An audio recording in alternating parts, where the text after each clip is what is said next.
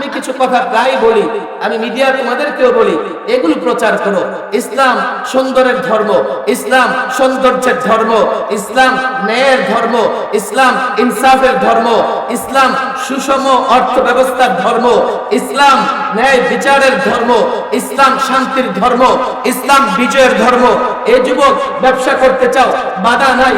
তুমি রাজনীতি করতে চাও, বাধা নাই। তুমি রাজনীতি করো, ইসলাম মেনে করো। ব্যবসা করো, ইসলাম মেনে করো। ইসলাম মেনে ব্যবসা করবা, দুনিয়াতেও লাভবান, আখিরাতেও লাভবান। ইসলাম মেনে রাজনীতি করবা তো 56,000 বর্গ মাইলের বাংলাদেশের নেতৃত্ব নয়, গোটা পৃথিবীর নেতৃত্ব দিতে পারবে। কে বলেছে ইসলাম মেনে পৃথিবী শাসন করা যায় না? কে বলেছে ইসলাম মেনে রাজত্ব করা যায় না? তোমরা যারা পশ্চিমা নীতি মেনে রাজনীতি করছো, আমার সামনে তোমাদের ইতিহাস, আমাদের সামনে তোমাদের কর্মকাণ্ড স্পষ্ট।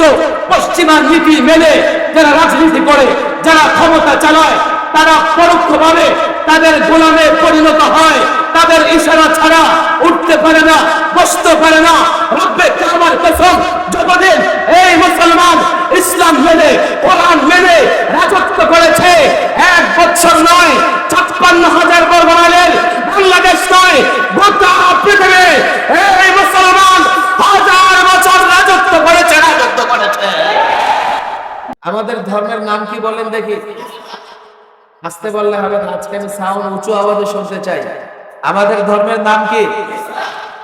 আরো জোরে, আমাদের ধর্মের নাম কি? আরো জোরে, আমাদের ধর্মের নাম কি? ইসলাম শব্দের অর্থ কি? সবাই একমত? ইসলাম শব্দের অর্থ কি? ভাই কত ওয়াজ করলাম এটা নিয়ে, এরপরেও দেখি লোকেরা শিখে না। তাহলে মিডিয়ার মাধ্যমে আসলে ইসলাম শেখা যায় না। ইসলাম শব্দের অর্থ হলো আত্মসমর্পণ করা। কি করা? আরো জোরে বলেন, কি করা? মস্তক অবনত করা। কি অবনত করা? আসলামতু লিরাব্বিল আলামিন, আমরা আত্মসমর্পণ করলাম রব্বুল আলামিনের কাছে। কার কাছে? আল্লাহর কাছে আমরা আত্মসমর্পণ করি, আল্লাহর সামনে আমরা মস্তক অবনত করি। এটা হচ্ছে ইসলাম শব্দের প্রকৃত অর্থ, আসল অর্থ। আর যিনি আত্মসমর্পণ করেন তাকে বলে মুসলিম। কি বলে? আরো জোরে কি বলেন? আরো জোরে কি বলেন? আপনারা বলতে পারেন হুজুর, আমরা তো শুনে আসছি ইসলাম মানে শান্তি, আপনি দেখি নতুন কথা বলেন। ইসলামের শাব্দিক অর্থ আত্মসমর্পণ করা, তবে ইসলাম মানে শান্তি, এ কথা কেন বলা হয়? এই জন্যই বলা হয় ইসলাম মানলে দুনিয়াতেও শান্তি, আখিরাতেও শান্তি। কথা ঠিক না বেঠিক? ঠিক তো বললেন। চলেন ছোট্ট একটা পরিসংখ্যান দেই। পৃথিবীতে নানা রাষ্ট্রে মুসলমানরা শান্তিতে আছে না কষ্টে আছে? গাজায় মুসলমানেরা শান্তিতে আছে না কষ্টে আছে? কাশ্মীরের মুসলমান শান্তিতে না অশান্তিতে? চীনের উইগরের মুসলমান শান্তিতে না অশান্তিতে? সিরিয়ার মুসলমান শান্তিতে না অশান্তিতে? ইরাক লিবিয়ার মুসলমান শান্তিতে না অশান্তিতে? আমাদের প্রতিবেশী রাষ্ট্রে মুসলমান শান্তিতে না অশান্তিতে? ঈদের দিন 11 জনের বাড়িঘর ভোল ডুজার দিয়া ঘুরাইয়া দিছে, কেন? তাদের ঘরে গরুর গোশত পাওয়া গেছে। কথা ঠিক না বেঠিক? এটা আমার বক্তব্য নয়, বাংলাদেশের জাতীয় দৈনিকগুলো এই খবর, এই সংবাদ প্রচার করেছে। আমরা দেখেছি বাবরি মসজিদকে শহীদ করে ফেলা হয়েছে আমাদের পার্শ্ববর্তী দেশে। সেই দেশের মুসলমানরা শান্তিতে না অশান্তিতে? ইসলাম মানে যদি শান্তি হয়, মুসলমানরা শান্তিতে নাই কেন? মুসলমান রাষ্ট্রগুলোর কথা বাদই দিলাম, আপনি মুসলিম রাষ্ট্রগুলোর ভিতরে পরস্পর মুসলমানরা ভালো আছে? ঘরে মুসলমান ভালো আছে? পরিবারে মিল নাই, ভাইয়ে ভাইয়ে মিল নাই, এমনকি বাপ বেটায় মিল নাই, প্রতিবেশীর সঙ্গে সম্পর্ক নাই, মহল্লায় মহল্লায় মিল নাই। রাজনীতি নামের নোংরা কিছু জিনিস এইভাবে ঘরে ঘরে সমাজের সর্বত্র ছড়িয়ে পড়েছে। আজকে মুসলমানদের ভেতরে প্রকৃতপক্ষে শান্তি নাই। কথা ঠিক না বেঠিক? তাহলে এই প্রশ্ন আসে কিনা হুজুর, ইসলাম যদি দুনিয়া আখিরাতের কল্যাণ এবং শান্তি হয় তাহলে আমরা শান্তিতে নাই কেন? এমন একটা প্রশ্ন আসে কি আসে না? আমি বলি দেখেন, আসলে ইসলামই কতটুকু আছে শান্তিতে থাকবো আমরা? আমাদের মধ্যে তো ইসলামই তেমন নাই। আমি একটা এক্সাম্পল, উদাহরণ প্রায় দিয়ে থাকি, ভালো করে শুনবেন। ব্যক্তি অ্যাক্সিডেন্ট করেছে, দৌড়ে গেছে হাসপাতালে, ডাক্তার তার ট্রিটমেন্ট করেছে, তার পায়ে আঘাত, আন্তরিকতার সঙ্গে খুব ভালো করে ডাক্তার চিকিৎসা করেছে। চিকিৎসা করে বলে দিয়েছে এবার আপনি বাড়ি যান। কিন্তু মানুষ যখন অ্যাক্সিডেন্ট করে, গাড়ি ভাঙে, কাঁচ ভাঙে, তো তার দেহের নানা জায়গায় আঘাতপ্রাপ্ত হয়।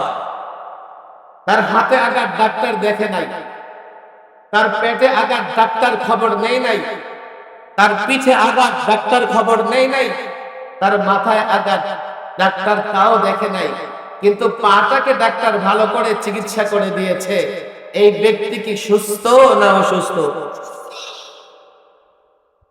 মজার ব্যাপার হচ্ছে আমরা মুসলমানরা অন্ধের হাতি দেখার মতো ইসলামকে দেখি। অন্ধ ব্যক্তির হাতি দেখার মতো ইসলামকে দেখি।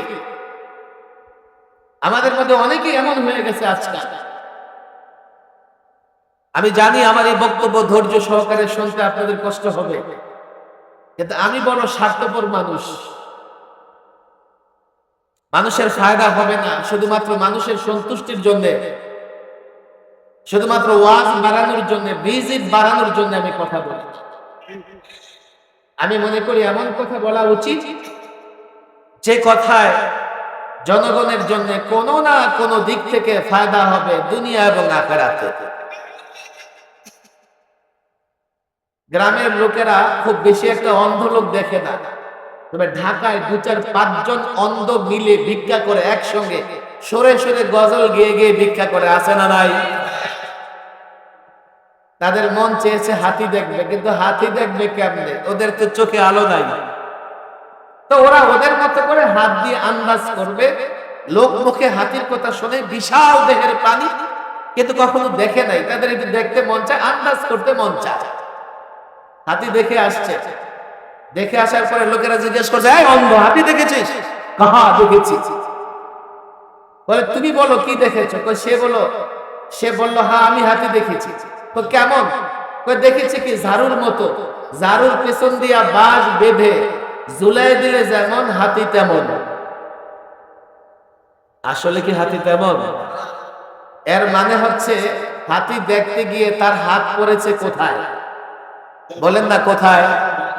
এখন লেজটা দেখতে একটা ঝাড়ুর মতো না, সে মনে করেছে হাতি ঝাড়ুর মতো। আরেকজনকে জিজ্ঞেস করা হয়েছে, তুমি হাতি দেখেছো? না আমি দেখেছি। কেমন? গাছের গোড়ার মতো। হাতি দেখতে কি গাছের গোড়ার মতো? এর মানে তার হাত পড়েছে কোথায়? বলেন কোথায়? আরেকজন অন্ধকে জিজ্ঞেস করেছে, তুমি কি দেখেছো? সে বলে হ্যাঁ আমি হাতি দেখেছি, এটা কুলার মতো। কুলা শব্দ চিনেন তো আপনারা? আপনাদের এলাকায় কি বলে? এই যে ধানটা যেটা ঝাড়ে সারে কি বলে? সে বলে আমি হাতি দেখেছি। হাতি কার মতো? এর মানে তার হাত পড়েছে কোথায়? আরো জোর বলেন কোথায়? আমাদের শিক্ষিত সমাজ, আমাদের যুবকরা ইসলামটাকে এইভাবে দেখে, অন্ধের হাতি দেখার মতো। ইসলামের যতটুকু সে জানে মনে করে ততটুকুই ইসলাম, এর বাইরে ইসলাম নয়। যতদিন আপনি ইসলাম যেহেতু কমপ্লিট কোড অফ লাইফ, পূর্ণাঙ্গ জীবন ব্যবস্থা, যতদিন আপনি ইসলামকে পূর্ণাঙ্গ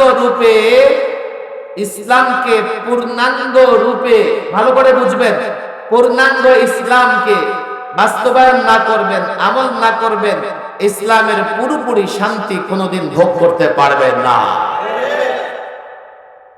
আমরা অন্ধের হাতি দেখার মতো ইসলাম দেখি। আফসোস, আমি টেলিভিশন টক শোতে অনেক নাস্তিকের সঙ্গে লড়াই করেছি।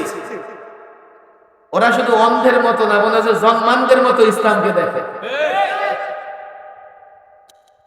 আংশিক ট্রিটমেন্ট নিয়ে যেভাবে রোগী সুস্থ হয় না, আংশিক ইসলাম দিয়ে আপনি পরিপূর্ণ সুখে শান্তিতে থাকতে পারবেন না। যদি মনে করেন পরিপূর্ণ সুখে শান্তিতে থাকবেন, পূর্ণাঙ্গ ইসলামের উপর আমল করতে হবে। সকাল থেকে বিকেল পর্যন্ত, রাত পর্যন্ত ইসলাম যে নির্দেশনা দিয়েছে পুরোটাই মানবার চেষ্টা করতে হবে। কথা ঠিক না বেঠিক? কিন্তু একটা মুশকিল আছে ভিন্ন জায়গায়। আমরা যখন ইসলামের নানা বিষয় নিয়ে কথা বলি, তা আমাদের যুব সমাজ মনে করে হুজুর এই ইসলাম কোনোদিন মানতে পারবো না। ওরা আপনারা পারেন, আপনারা পারবেন, আমাদের দ্বারা সম্ভব না। আরেকটা কিচ্ছা আমি প্রায় বলি, আমাদের ছাত্ররা জানে এটা। ছাত্র গেছে ওস্তাদের জন্য দুধ হাদিয়া নিয়ে। ওস্তাদ বলতেছে কি নিয়ে আসছিস? হুজুর আপনার জন্য দুধ হাদিয়া নিয়ে আসছি। ওস্তাদ ছিলেন অন্ধ, কোনোদিন দুধ দেখে নাই। বলে দুধ কেমন নেই? হুজুর দুধ আর কেমন হবে, সাদা। তে বেচারা তো সব কালা দেখে, সাদা দেখবে কোথেকে? তো সাদা কেমন? হুজুর সাদা কেমন? সাদা হচ্ছে বকের মতো। এই বেচারা অন্ধ, বক দেখছে শুধু কাউয়াই তো দেখে। বক কেমন? এমন। বক কেমন? ওস্তাদ হাত ঘুরাইতেছে, ঘুরাইয়া বলে যে এই দুধ আমার গলা দিয়ে যাবে না। আমি যখন পূর্ণাঙ্গ ইসলামের কথা বলি, যুবকরা মনে করে হুজুর এই ইসলাম মানা যাবে না। পরিষ্কার বলি যুবক শোনো, একটু চোখ খুলে তাকা। এখন গোটা পৃথিবী তোমাদের হাতের মুঠোয়, তোমাদের পকেটে। একটু চিন্তা করো, আজকে পৃথিবীতে মুসলমান শান্তিতে নাই, ইজ্জতের সঙ্গে নাই, সম্মানের সঙ্গে নাই। মুসলমান রাষ্ট্রগুলোতে রাজনীতির নামে নানা নামে মারামারি, কাটাকাটি। মুসলমানদের ঘরে শান্তি নাই, সমাজে শান্তি নাই। একটাই কারণ, ইসলামটাই তো ঠিক মতো মুসলমান মানে না। শান্তি কি করে আসবে? আজকে দেখো না, একটু তাকাও না। অনেক চিৎকার তো আমরা করেছি, একটু ভাববার জন্য তো সময় বের করো। 1.5 কোটি ইহুদি, 200 কোটি মুসলমান, অথচ 200 কোটি মুসলমান 1.5 কোটি ইহুদির বিরুদ্ধে লড়াই করার সাহস রাখে না। কারণ একটাই, নামে মুসলমান, সংখ্যায় মুসলমান। প্রকৃত মুসলমান যদি হতো তো বদরের ময়দানের দিকে তাকাও, 313 জন গোটা কাফের বাহিনীর বিরুদ্ধে দাঁড়িয়ে গেছে। 313 জনের কেমন জানো? পেটে খাবার নাই, সোজা হয়ে দাঁড়াতে পারে না। তরবারি মাত্র কয়েকটা তরবারি, 2টা ঘোড়া। কাফের বাহিনী তৎকালীন সময়ের সর্বাধুনিক অস্ত্রে সুসজ্জিত। বিজয় মুসলমানদের হয়েছে, কেননা তারা পাক্কা মুসলমান ছিলেন। কথা ঠিক না বেঠিক? পূর্ণাঙ্গ ইসলাম জানা এবং পূর্ণাঙ্গ ইসলামের উপর আমল করার দরকার আছে না নাই? যদিও আমি জানি আমার এই আলোচনা একটু কঠিন হবে আপনাদের জন্য। ওয়াজ আমার পরে আরো 3 জন আছে, ওনারা করবেন। আমি স্বার্থপর মানুষের মতো আমি কিছু মৌলিক কথা বলে দিতে চাই, যাতে এই মাহফিলে উপস্থিত ছাত্র এবং যুবকরা দায়ী হতে পারে, ইসলামের জিম্মাদারি পালন করতে পারে। আমি ওয়াজ করে চলে গেলাম, আপনি ঘরে চলে গেলেন, কালকে আপনি আপনার কাজ করলেন, আমি আমার কাজ করলাম। কোনদিন আমরা মুসলিমরা মুক্তি পাবো না, দুনিয়াতেও না, আখিরাতেও না। আমাদের সমস্যাগুলো চিহ্নিত করতে হবে, সেগুলোর সমাধান বের করতে হবে। তাহলে অতীতের সোনালী যুগের মুসলিমদের মতো আমরাও ইজ্জতের সঙ্গে জীবন যাপন করতে পারবো। এজন্য পূর্ণাঙ্গ ইসলাম জানা এবং পূর্ণাঙ্গ ইসলামের দাওয়াত প্রত্যেকটা যুবক, প্রত্যেকটা মানুষের কাছে পৌঁছানোর দরকার আছে না নাই? আপনাদের কষ্ট হচ্ছে না তো? রাত 12টা বেজে গেছে, 12টা পর্যন্ত থাকবো তো ইনশাআল্লাহ। লম্বা করে হাত উঠান সবাই। কয়টা আঙ্গুল আছে? কয়টা আঙ্গুল? আপনাদের কষ্ট হইতেছে। কয়টা আঙ্গুল? ইসলামের সমস্ত বিষয়গুলোকে ফুকাহায়ে কেরাম কয় ভাগে ভাগ করেছেন? আরো জোরে জোরে জোরে কয় ভাগে? আরো জোরে কয় ভাগে? ইসলামের সমস্ত বিষয়গুলোকে ফুকাহায়ে কেরাম কয় ভাগে ভাগ করেছেন? আরো জোরে, আরো জোরে বলেন। 1, আকায়েদ। আকায়েদ মানে কি? বিশ্বাস। আমরা বুঝি তো বিশ্বাস। ঈমান বুঝি তো? আছে না কোরআনে কারিমে? আমিনু বিল্লাহি ওয়া মালাইকাতিহি ওয়া কুতুবিহি ওয়া রুসুলিহি ওয়াল ইয়াউমিল আখির। আর আমরা বক্তব্য তো পড়ি, আমরা কালিমা পড়ি না? কালিমা তয়বা, শাহাদাত, তাওহীদ পড়ি কি পড়ি না? ঈমানের মুজমাল, ঈমানের মুফাসসাল পড়ি কি পড়ি না? কি পড়ি? আমানতু বিল্লাহ ওয়া মালাইকাতিহি ওয়া কুতুবিহি ওয়া রুসুলিহি ওয়াল ইয়াউমিল আখির ওয়াল কদরি খায়রিহি ওয়া শাররিহি মিনাল্লাহি তাআলা ওয়াল বা'থি বা'দাল মাউত। পড়ি কি পড়ি না? তাহলে ইসলামের প্রথম বিষয় আকায়েদ। আবার একটু হাত উঠান। ইসলামের প্রথম বিষয় কি? আরো জোরে, আরো জোরে। 2 ইবাদত। ইবাদত কি জিনিস? নামাজ, রোজা, হজ, যাকাত, জিহাদ। ইবাদত কয়টা? মৌলিক ইবাদত কয়টা? নামাজ, রোজা, হজ, যাকাত, জিহাদ। মৌলিক ইবাদত কয়টা? তাহলে 1 আকায়েদ, 1 কি? 2 ইবাদত, 3 বলেন 3। ইসলামের সমস্ত বিষয়গুলো কয় ভাগে বিভক্ত? কয় ভাগে? 1 নাম্বার কি? আকায়েদ। বলেন 1 নাম্বার কি? 2 3 মুআমালাত। বলেন মুআমালাত।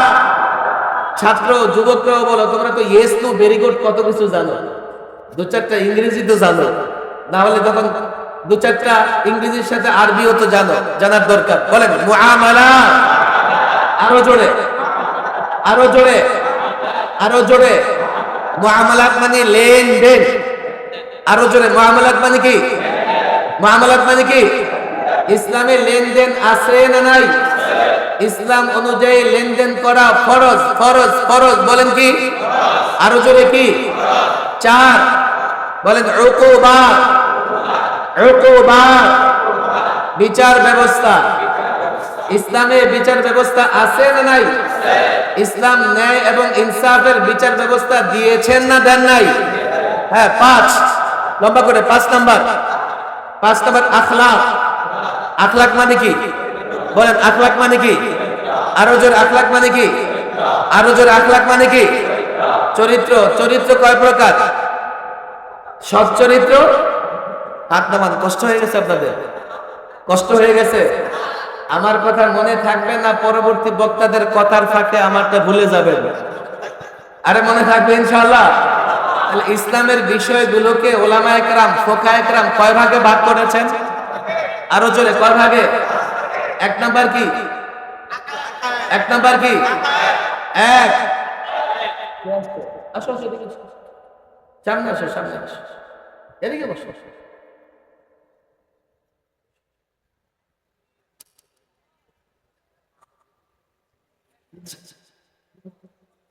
ইসলামের বিষয়গুলোকে কয় ভাগে ভাগ করেছেন ফোকায়ে কেরাম? আরো জোরে, আরো জোরে। কয় ভাগে? কয় ভাগে? আরো জোরে কয় ভাগে? আপনাদের মন মতো তো সারা জীবনে ওয়াজ করলাম। আমার মন মতো আমি ওয়াজ করব, দাওয়াত দিলে দেন আর না দিলে না। কিন্তু আপনাদের এখন যাওয়ার সুযোগ নাই, আরো তো আলোচক আছে। ইসলামের বিষয়গুলো কয় ভাগে ভাগ করেছি? এবার বলেন 1, আরো জোরে 1, 2, 3 মুআমালাত, 3, 4 উকুবাত মানে বিচার ব্যবস্থা। ইসলামী বিচার ব্যবস্থা আছে না নাই? 5 বলেন আখলাক। 5 নম্বরের মৌলিক বিষয় আখলাক। বলেন কি? আরো জোরে বলেন কি? সম্পূর্ণ দিন যদি আমরা মানি, দিনের উপর যদি আমল করি, পাক্কা মুসলমান হই, তখন গোটা দুনিয়ার কাফের আমাদের কিছুই করতে পারবে না। কথা ঠিক না বেঠিক? অনেক যুবক এখানে আছে, মাদ্রাসার ছাত্রও আছে। মাদ্রাসার ছাত্রদের জন্য আমার এটা সবক। দেখো, পূর্ণাঙ্গ দিনের ভালো করে বুঝো, ভালো করে বুঝো। অন্ধের মতো হাতি দেখবার চেষ্টা করো না। জাতিকে অন্ধকারে রেখে হাতি দেখাবার চেষ্টা করো না। যদি এমন হয় তোমরা আলেম, তোমরা দিনের দায়ী, এই সমাজে থাকতে পারবে না। প্রায় বলি আমি জানি না এই জাতি সজাগ হবে কিনা। খ্রিস্টান পাদ্রী, খ্রিস্টানদের মৌলবীরা কোন রাষ্ট্রে বসবাস করে? ভ্যাটিকান সিটি, পৃথিবীর সবচেয়ে ক্ষুদ্র রাষ্ট্র, এবং সেখানে কোনো নারী প্রবেশ করতে পারে না। আপনারা একটু খোঁজ নিয়ে দেখেন কেন তাদের জনগণ তাদের মৌলবীদেরকে ভ্যাটিকান সিটিতে পাঠিয়ে দিয়েছে। এই জন্যই মৌলবীরা ভাগাভাগি করে নিয়েছে, মৌলবীদের জন্য তারাও একটা ভাগাভাগি করে নিয়েছে। রাষ্ট্র আমার আর গির্জা আপনাদের। এখন মৌলবীরা বলে আমরা শুধু গির্জায় থাকবো না, আমরা রাষ্ট্রেও কি করব, অংশীদারিত্ব চাই। তখন জনগণ ওই মৌলবীদের ধরে পাঠিয়ে দিয়েছে কোথায়? ভ্যাটিকান সিটিতে। কারণ একটাই, ওই মৌলবী, ওই খ্রিস্টান পাদ্রীরা তার জাতিকে তাদের ধর্ম বুঝাইতে পারে নাই, আর তাদের দ্বারা সেটা সম্ভবও ছিল না। কেন? 1500 বছর আগে খ্রিস্টান ধর্মের মেয়াদ শেষ হয়ে গেছে। আজ থেকে 1500 বছর আগে মেয়াদ উত্তীর্ণ ঔষধ দিয়ে চিকিৎসা চলে না, রোগী সুস্থ হয় না।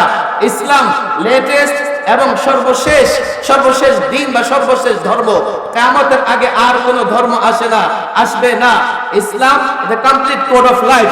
আমরা যদি ইসলাম মানি, ইসলাম প্রচার করি, এবং আমি তো এটা বলি, আমি চ্যালেঞ্জ করে বলি, এমন কোনো সমস্যা নাই যার সমাধান ইসলামে নাই।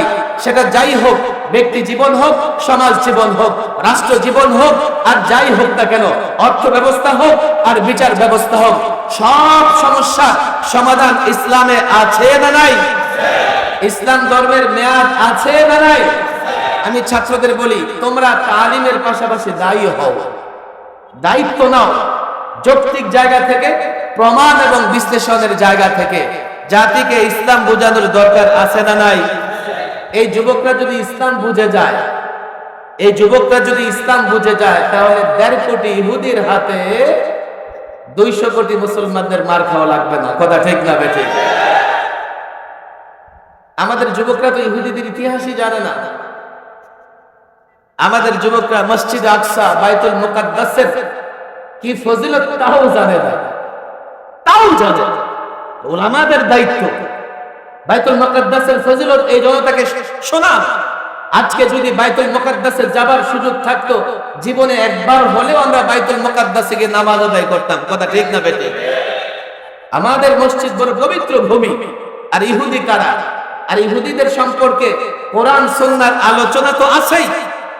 ইহুদিদের সম্পর্কে খ্রিস্টান এবং বর্তমান সময়ের অনেক অমুসলিম রাষ্ট্রপ্রধান থেকে শুরু করে লেখকদের বিশ্লেষণ বক্তৃতাও আছে। ইহুদিরা পৃথিবীর সবচাইতে নিকৃষ্ট জাতি, সবচাইতে নোংরা জাতি। ইহুদিরা মানবতার দুশমন, এই ইহুদিরা মানুষের দুশমন, ইহুদিরা শান্তি এবং শৃঙ্খলার দুশমন। এই যখন অবস্থা, তখন এই যুবকদের বুঝতে 30-40 বছর লাগছে। আজকে আমরা দেখি সরকারি দলের ছাত্র সংগঠনও ফিলিস্তিনের পক্ষে কথা বলে। কথা ঠিক না?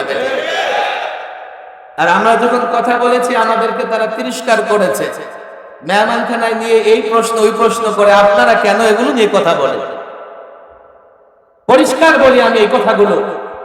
আমি আলেমদেরকে বলি, দেখেন আজকে আপনি একটা কথা বলবেন, হতে পারে সমাজের যুবকের ভালো লাগবে না, কিন্তু এই যুবক যখন একটা দিন বুঝবে যে না, আলেম সঠিক বলেছে, তা আপনার পায়ে পড়ে থাকবে, আপনার বিরোধিতা করবে না। কথা ঠিক না বেঠিক? এই যুবকদেরকে ইসলাম বোঝানোর দরকার আছে না নাই? আমরা যদি ইসলাম মানি, শান্তিতে থাকবো। আমি কিছু কথা প্রায় বলি, আমি মিডিয়া তোমাদেরকেও বলি, এগুলো প্রচার করো। ইসলাম সুন্দরের ধর্ম, ইসলাম সৌন্দর্যের ধর্ম, ইসলাম ন্যায়ের ধর্ম, ইসলাম ইনসাফের ধর্ম, ইসলাম সুষম অর্থ ব্যবস্থার ধর্ম, ইসলাম ন্যায় বিচারের ধর্ম, ইসলাম শান্তির ধর্ম, ইসলাম বিজয়ের ধর্ম। এই যুবক ব্যবসা করতে চাও, বাধা নাই। তুমি রাজনীতি করতে চাও, বাধা নাই। তুমি রাজনীতি করো, ইসলাম মেনে করো। ব্যবসা করো, ইসলাম মেনে করো। ইসলাম মেনে ব্যবসা করবা, দুনিয়াতেও লাভবান, আখিরাতেও লাভবান। ইসলাম মেনে রাজনীতি করবা তো 56,000 বর্গ মাইলের বাংলাদেশের নেতৃত্ব নয়, গোটা পৃথিবীর নেতৃত্ব দিতে পারবে।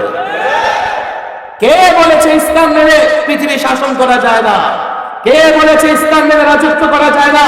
তোমরা যারা পশ্চিমা নীতি মেনে রাজনীতি করছো, আমার সামনে তোমাদের ইতিহাস, আমাদের সামনে তোমাদের কর্মকাণ্ড স্পষ্ট। পশ্চিমা নীতি মেনে যারা রাজনীতি করে, যারা ক্ষমতা চালায়, তারা পরোক্ষভাবে তাদের গোলামে পরিণত হয়। তাদের ইশারা ছাড়া উঠতে পারে না, বসতে পারে না। রব্বে কাবার কসম, যতদিন এই মুসলমান ইসলাম মেনে, কোরআন মেনে রাজত্ব করেছে, 1 বছর নয়, 56,000 বর্গ মাইলের বাংলাদেশ নয়, গোটা পৃথিবী এই মুসলমান 1000 বছর রাজত্ব করেছে।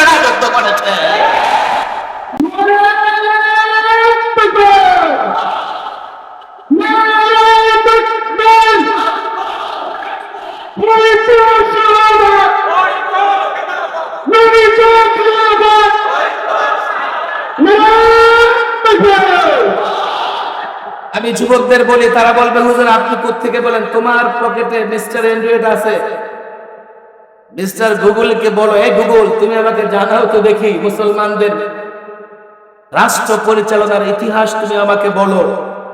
মিস্টার গুগল তোমাকে বলবে শুধুমাত্র স্পেন ইউরোপ মুসলমানরা শাসন করেছে 782 বছর, 782 ইয়ার্স। শুধুমাত্র স্পেন ইউরোপ মুসলমানরা শাসন করেছে।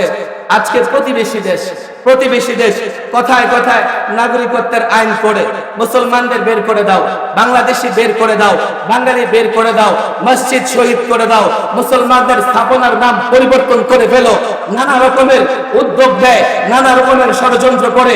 আমি তোমাদের বলি, আজও তারা মুসলমানদের ইতিহাস ঐতিহ্য ছাড়া নিজেদের পরিচয় দিতে পারবে না।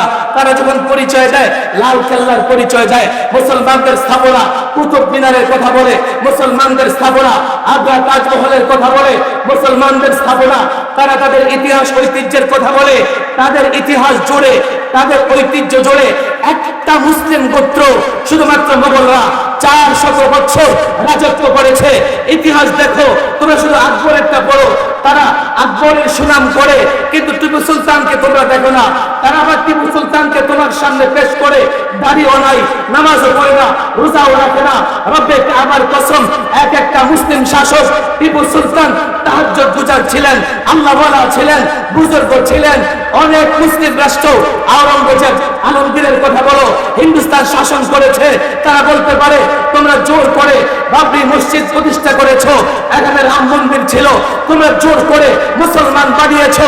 রব্বে কাবার কসম করে বলি, জোর করে ইসলাম প্রচার করা যায় না। ইসলামে এই বিধান নাই জোর করে কাউকে মুসলমান বানাও।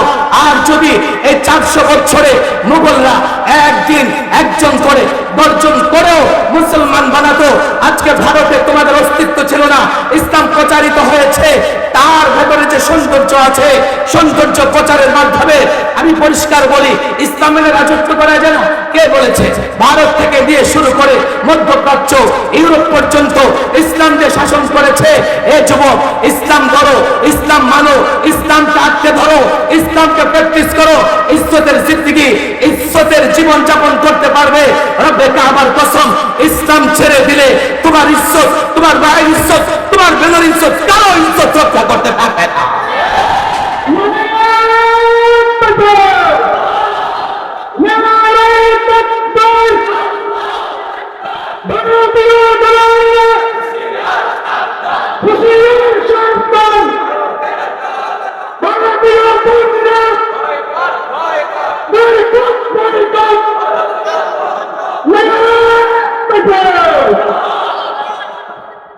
বলা হয় যে বর্ডারের দরকার কি, আমরাও বলি বর্ডারের দরকার নাই। গোটা পৃথিবী আমাদের, আমরা গোটা পৃথিবী শাসন করেছি, কিন্তু যারা আমাদেরকে চতুর্দিকে কাঁটাতারের বেড়া দিয়ে রাখে, আমি বর্ডার খুলে দিলে আমার লাভ কি? ওরা যদি আমাদের কাঁটাতার দিয়ে বেড়া দিয়ে রাখে, তো আমি বর্ডার খুলে দিলে তো যেতে পারবো না। তাদের কাঁটাতারে আমার ফেলানির লাশ ঝুলতে থাকবে।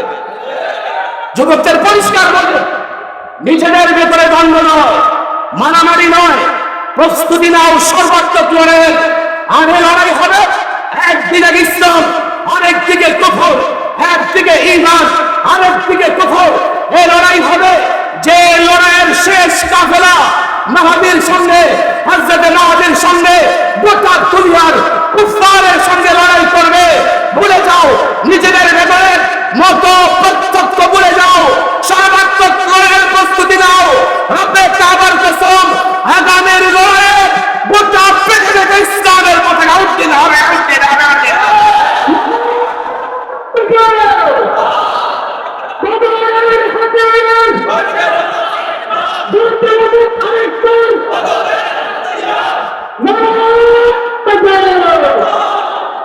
নিজেরা পাক্কা মুসলিম হতে রাজি আছে তো ইনশাআল্লাহ?